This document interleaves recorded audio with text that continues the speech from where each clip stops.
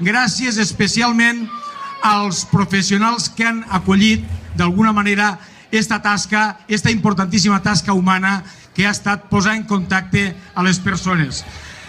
Això s'ha acabat convertint en una grandíssima família. Això s'ha acabat convertint en una grandíssima confluència d'il·lusions i de necessitats. I en definitiva, avui fa 10 anys que d'alguna manera molts de somnis de molta gent, moltes necessitats d'altra gent s'han acabat convertint en realitat i que és tindre una família verdadera, una família en la qual poguéssim d'alguna manera desenvolupar-nos adequadament, normalment, dins de la nostra societat.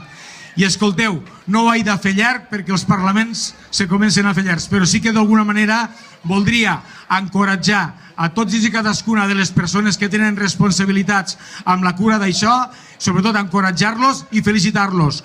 Per una cosa, perquè és un tracte vocacional i és un tracte que moltes vegades travessa la pell.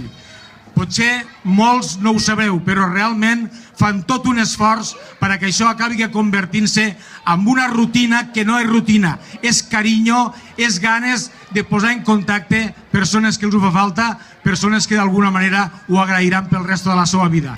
Moltíssimes gràcies a tots i continuem fent d'alguna manera societat i fent d'alguna manera carinyo i família.